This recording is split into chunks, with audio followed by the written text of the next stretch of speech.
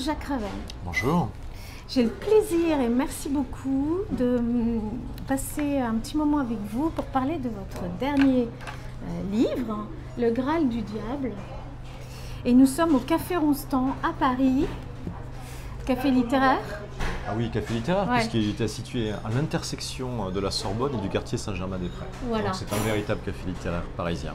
Alors, je vous ai découvert lors du Salon du Livre à Morges, en Suisse, où vous présentiez donc votre dernier roman aux éditions Lattès. Alors, première question qui m'intrigue. Qui est Giacometti? Alors, Eric Giacometti est mon co-auteur. C'est-à-dire que quand nous avons commencé à écrire, il y a maintenant presque 20 ans, mais nous nous connaissions déjà depuis longtemps puisque nous étions au lycée ensemble en classe de seconde. Et nous avons créé ce duo littéraire pour écrire ce type de livre.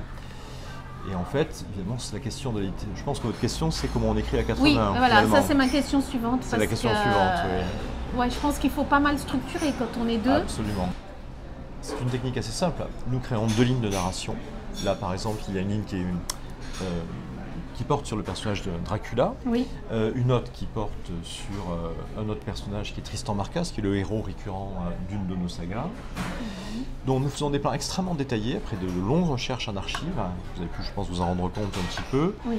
Et à partir de là, quand tous les chapitres sont bien prêts, Eric prend une ligne narrative et moi je prends l'autre ligne narrative. Au bout de 4 ou 5 chapitres, on croise. Parce que le drame, c'est que nous n'écrivons pas pareil. Et donc il faut que chacun réécrive pour avoir une écriture standard pour qu'on ne voit pas la différence. Bah, je vous assure qu'on ne voit pas. Donc, Mais je crois que c'est la maîtrise qu'on a au bout de quelques années. Moi, je suis un homme de l'écriture du matin. Donc j'écris principalement le matin. pas à 4 heures du matin. Rarement à 4 heures du matin. Ouais. Non. Vous Mais levez disons que voilà, les bonnes horaires, c'est entre 9h et midi. J'ai 3 heures devant moi et j'en profite pour écrire mon nombre de pages. Parce qu'en plus, on se tient à avoir un nombre de pages par jour, toujours minimal, de façon à avancer au même rythme. Est-ce que c'est un peu comme le sport? Quand vous écrivez pas, vous perdez. Absolument. Donc c'est un entretien. Absolument. L'écriture. C'est-à-dire qu'à partir du moment où vous prenez 2, 3, 4 mois de pause, parce que vous avez beaucoup écrit, etc., vous voyez tout de suite sur le premier chapitre que vous écrivez, il manque quelque chose. Oula. Les descriptions ne sont pas aussi bonnes, etc. En revanche, quand vous arrivez en fin du roman, là, vous êtes à votre meilleur, mais il y a juste un petit moment où là, il ne faut pas le franchir, parce que là, c'est la fatigue qui commence. Vous avez 200, 300 pages, 400 pages au compteur. Et donc, c'est quand même toujours un calcul. Donc, non seulement on regarde les chapitrages, on a la ligne narrative, on a la psychologie des personnages, comme on la met sur les chapitres, mais on a aussi un timing très très précis. Alors maintenant, je vais vous poser une question, mais je ne sais pas si ça va vous plaire. Est-ce que vous arrivez à résumer votre livre en 3 mots-clés? Et là, je vous laisse. Seconde Guerre mondiale, mystère, Dracula. L'écrivain, c'est quelqu'un dont on dit il a un cahier, un ordinateur, il s'assoit, tac tac, et ça part. Bon. C'est en partie vrai, mais tous les écrivains de thriller, le thriller, vous devez maintenir la tension et l'attention de votre lecteur. C'est 2 choses qui doivent fonctionner en parallèle. Si vous n'avez pas de plan, si ce n'est pas précis, mais si là, vous il y ne a un savez plan. pas quand vous mettez les cliffhangers, c'est-à-dire le moment des rebondissements, nous, tout est calculé sur les chapitres. Mais ça se voit pas que c'est calculé. C'est ça qui est bien, parce qu'il faut pas que ça se voit. Non. Ah non, Faut pas qu'on voit c'est que- c'est comme quand vous allez au restaurant, vous n'allez pas visiter les cuisines. Ouais. Mais sachez par exemple qu'on a des ordinateurs quand on travaille, on se met une semaine ensemble à la campagne, on a des plans sur papier. Vous savez qu'à une époque, Ah, c'est un métier, hein. j'avais piqué ça chez un écrivain allemand. On mettait un fil à travers, on avait une grande salle pour écrire, on prenait toujours une baraque avec une grande salle pour pouvoir mettre les papiers, etc., pour se répondre. Et on partait une semaine, 10 jours en France. À C'est l'étranger, génial. etc.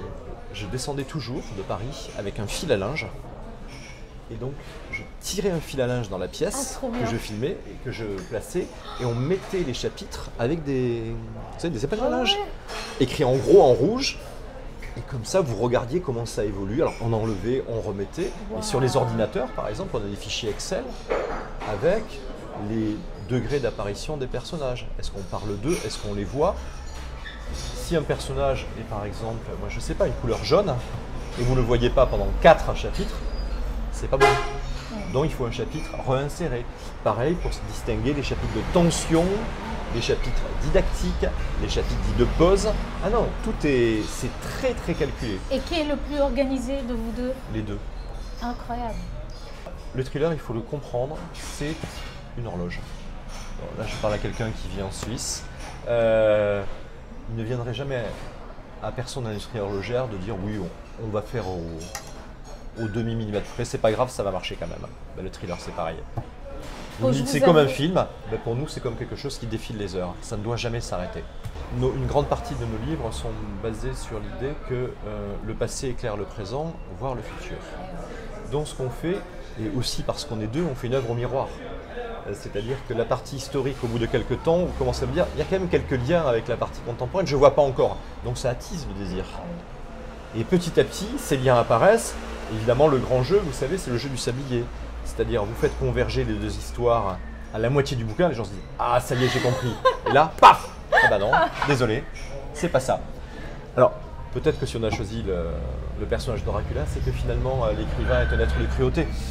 Voilà, c'est ça, c'est-à-dire qu'il joue avec le désir, le besoin de savoir de ses lecteurs. D'où le fait que ça doit être des mécaniques extrêmement bien montées et huilées. Pourquoi écrivez-vous? Ah, ça, c'est aussi une excellente question. La plupart des écrivains que je connais ont ou prétendent avoir la vocation. Moi, je dirais que oui, comme tous les gens d'une ville de province, je suis né à Toulouse, tous mes petits camarades et moi, quand on était à la fac, on bidouillait un petit roman, un petit truc, etc. Mais c'était très culturel, ça faisait partie de ce qu'on faisait dans mon milieu. Mais en fait, ce qui s'est passé, c'est que j'ai fait des études de littérature ensuite. Et après, je suis devenu chercheur en littérature. Donc, je me suis intéressé à la manière dont on construit les œuvres. Je suis devenu ce qu'on appelle un généticien, c'est-à-dire qu'on fait de la critique génétique. En gros, vous avez un poème, on vous donne les manuscrits et on vous dit voilà, comment vous êtes arrivé jusque-là. Ça, c'était ma spécialité universitaire. Et donc, c'est là que j'ai commencé à apprendre comment on construisait une œuvre. Souvent, un poème, moi j'ai travaillé en grande partie sur Mallarmé, Nerval, Paul Valéry, sur lequel j'ai pas mal écrit. Paul Valéry, Nerval. Paul Valéry, j'ai fait pratiquement tous mes travaux universitaires sur Paul Valéry. J'ai même organisé un colloque sur lui il y a quelques années. Yves Bonnefoy, sur lequel j'ai écrit un bouquin, Paul Valéry, sur lequel j'ai fait un livre aussi. Et à la base, j'ai appris, à travers ça, comment on construisait une œuvre. Voilà. Et ensuite, j'ai eu une toute autre carrière. J'ai fait de la politique pendant des années. Et vous avez fait de la médecine aussi. J'ai fait vous avez combien de médecine. Vous avez combien de vies? Vous savez pourquoi je ne les compte plus? Parce que j'ai peur qu'il ne m'en reste que très peu, comme celle du chat. Voilà. Et donc après, à un moment, il est arrivé, voilà, pour répondre directement à votre question, que avec Eric, qui était journaliste à l'époque, on a eu un accrochage sur la question des francs-maçons. Je venais d'être initié franc-maçon. Eric venait de faire un article très saignant sur ce qu'il appelait les frères de la côte, c'est-à-dire des francs-maçons un petit peu dévoyés sur la côte d'Azur. Et le lendemain matin, après cet accrochage un peu vif, on a dit ça c'est marrant, il n'y a pas de franc-maçon dans la littérature quasiment. Alors je suis allé fouiller parce que c'était quand même ma spécialité, la littérature. Et à part quelques bribes, Tolstoï en particulier qui a fait 2 ou 3 chapitres, quasiment jamais. Parce que c'est une super idée. On connaissait une éditrice, on lui a dit tu sais on pourrait se faire. Elle a accepté. Puis voilà quoi. Oui, donc là c'était pas un thriller, là c'était plutôt. C'était un thriller, c'était déjà un quand même. thriller. Ah, donc vous étiez Et déjà ensuite, dans ce. Oui, on a tout de suite commencé. Parce on a toujours pensé que le thriller c'était la meilleure manière de pouvoir faire passer des idées. Parce que le thriller capte l'attention du lecteur. Ouais. Donc vous faites passer en même temps ce que vous souhaitez. Un petit peu les gens. Mais la littérature est toujours manipulation de la langue, déjà pour commencer. Oui, c'est vrai. Et un écrivain est un manipulateur des mots, de la langue. Absolument, absolument. Donc l'idée c'est aussi que par le thriller, on arrive à déconstruire ou construire des représentations. Or, vous savez que sur la franc-maçonnerie, beaucoup de mythes, beaucoup de légendes, beaucoup de fantasmes. Donc ça m'intéressait moi aussi de déconstruire un petit peu tout ça et de présenter une autre approche. Très souvent, la réalité dépasse la fiction. Oui. Et que très souvent, on leur raconte des choses qu'ils n'osent même pas mettre dans leur livre parce que les gens ne le croiraient pas, alors que c'est tout à fait réel. Là, c'est mon co-auteur qui a découvert ça. Il s'est aperçu qu'en l'automne 1944, dans une région proche de la Serbie qu'on appelle le Banat, où il se trouvait qu'il y avait des colonies d'agriculteurs allemands depuis des temps très anciens. Les partisans yougoslaves, au lieu de combattre les Allemands d'une manière normale, se sont mis à les égorger, à boire leur sang. Ça a été une crise de vampirisme, c'est tout à fait exact. Ça a été une crise de vampirisme qui a duré pendant quelques mois. Et ils étaient menés par une femme voilà, qu'on retrouve dans le roman. Et mon co-auteur a retrouvé un colloque de médecine à Belgrade, après-guerre, où on parlait de ça. Et puis on a retrouvé ensuite un texte aux États-Unis, on a vérifié, et effectivement, il y a bien eu une femme qui s'appelait Nada la Noire, et qui a mené des troupes de résistants ou de partisans, tout dépend comment on les appelle, à l'attaque des Allemands, sauf qu'au lieu de les tuer ou de leur faire subir des violences, on leur buvait le sang. Et on se dit... Mais pas vivant. Si, bien sûr. Non. Bah, le vampirisme, on boit toujours le sang vivant parce qu'il est meilleur, il est frais, mes chers amis. Voilà. Alors, vous avez déjà vu Dracula en train de boire le sang d'un mort? Alors, non, ce sont des gens qui ont de l'élégance. Oui. Ils ne presque de la qualité supérieure. Allemande. C'est la question qu'on pourrait effectivement se poser. Peut-être que leurs descendants sont des amateurs de BMW aujourd'hui. Le thriller n'a pas pour vocation de transmettre un message unilatéral, univoque, mais simplement on essaie de représenter un certain nombre de mythes. Là par exemple, le mythe du vampirisme, on le présente sous une autre approche. Personne n'avait parlé du vampirisme pendant la Seconde Guerre mondiale. On propose une relecture du film Nosferatu, par exemple, que l'on a interprété différemment parce qu'on a trouvé des textes qui l'expliquent différemment. Oui, mais vous vous basez toujours sur des choses concrètes quand même. Bah, il faut voir les choses. Moi, j'ai été chercheur pendant de nombreuses années. Mon co-auteur est journaliste d'investigation et on a une passion commune pour les archives.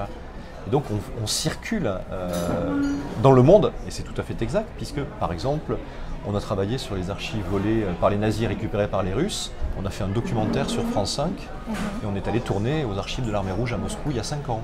Okay. Et je veux dire que quand vous rentrez là-dedans, il y a 75 millions de documents, pas un seul chercheur parce que les Russes en désintéressent totalement. Et vous avez toute la mémoire de la Seconde Guerre mondiale qui est là. Vous avez des archives belges, néerlandaises, françaises qui ont été pillées, qui sont retrouvées là. Vous mettez les mains dedans, vous trouvez toujours quelque chose de fascinant. Alors, vous êtes fasciné par la Seconde Guerre mondiale? Oui. Oui, mon co-auteur et moi-même, on a toujours été fascinés par la Seconde Guerre mondiale pour une raison toute simple.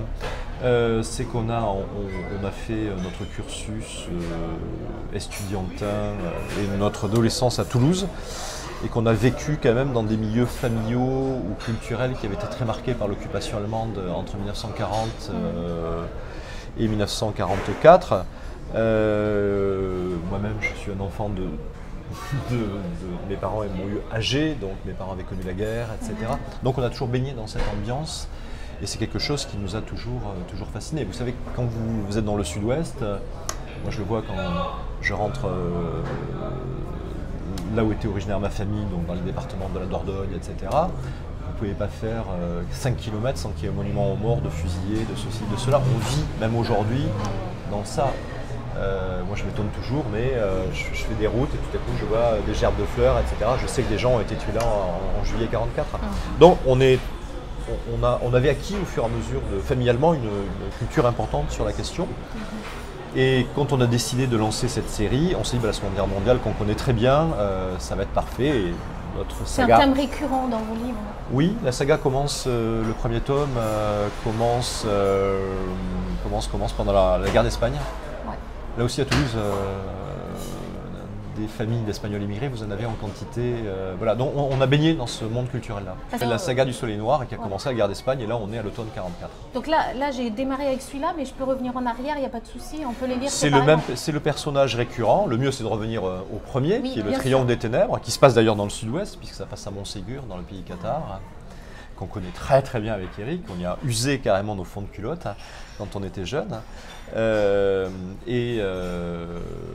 verrez, ça commence là, 1939-1940. J'ai l'impression, mais je me trompe peut-être, mais vous allez me dire, que vous êtes admiratif du peuple suisse, en tout cas votre personnage Marcus. Marcus, alors, c'est juste à côté. Marcus vient de Balzac.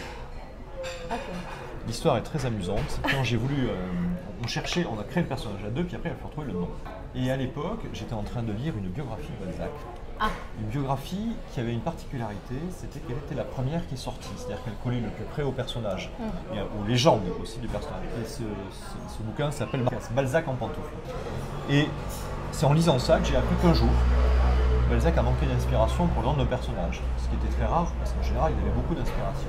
Et qu'il est descendu de chez lui, il a regardé la première boîte aux lettres et il y avait marqué Marcasse.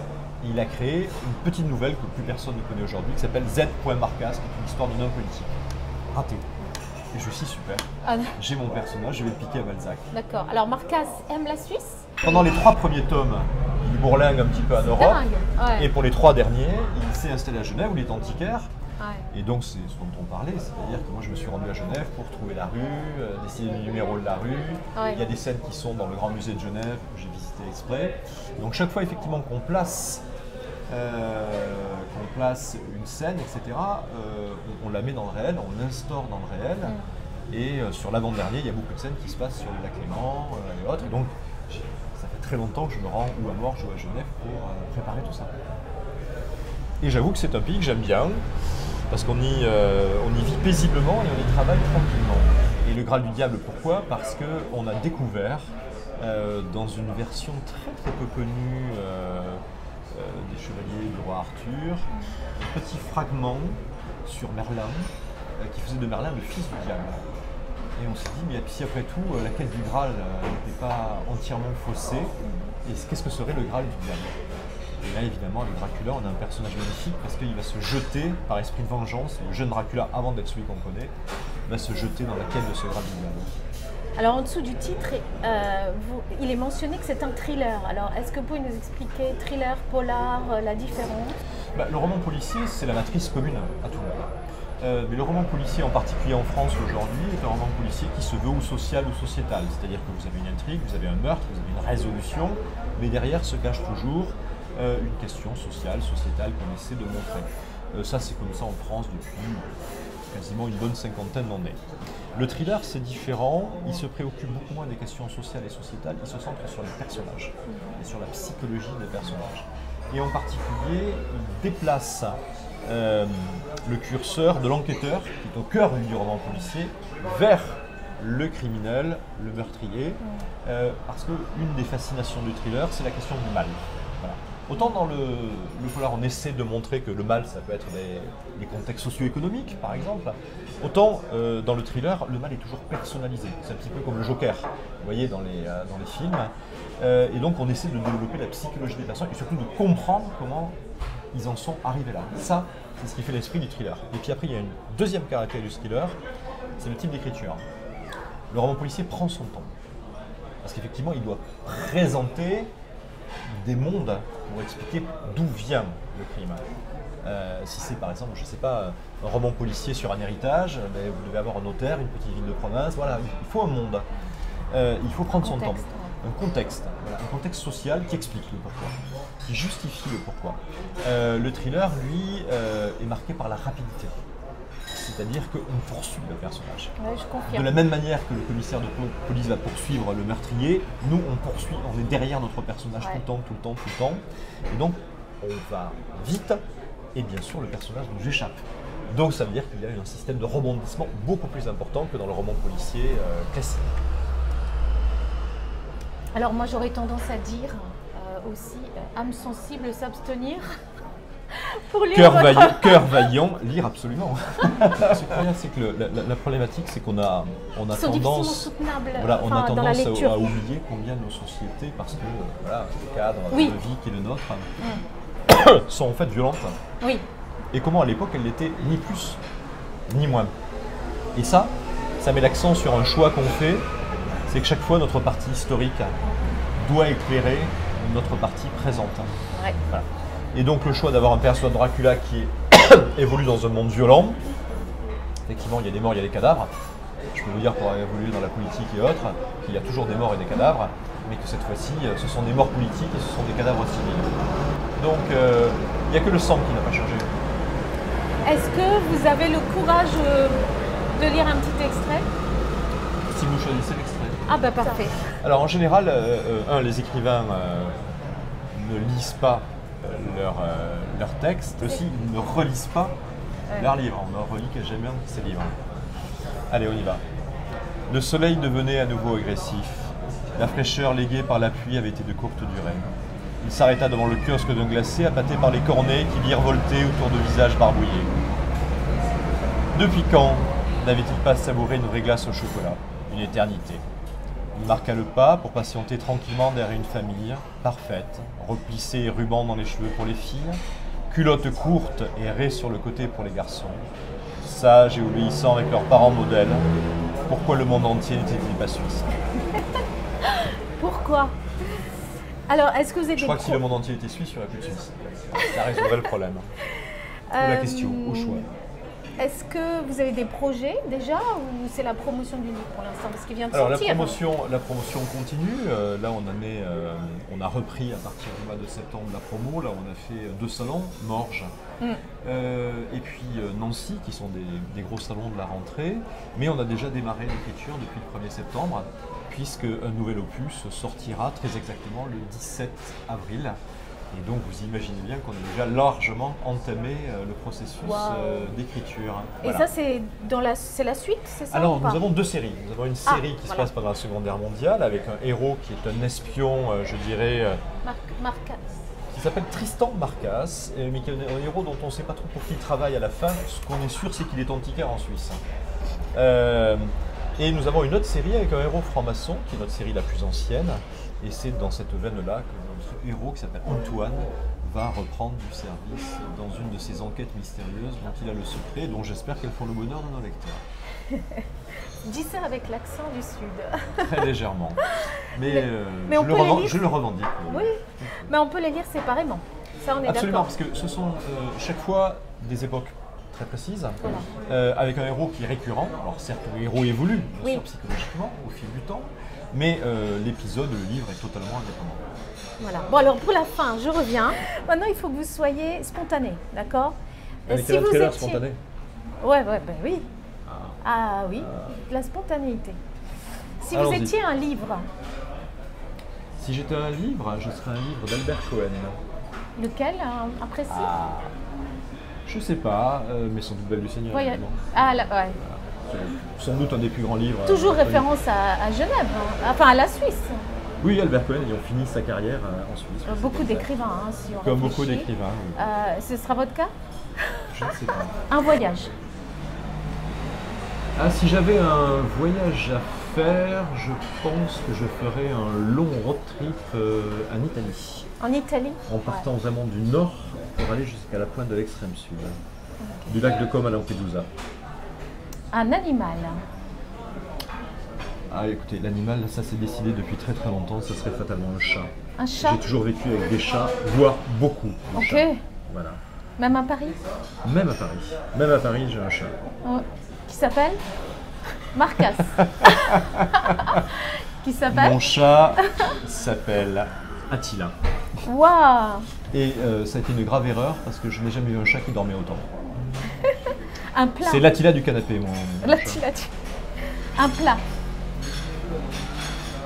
Alors là, ça serait une salade périgourdine avec de très bons fromages de chèvre, du gésier confit et un foie gras poêlé.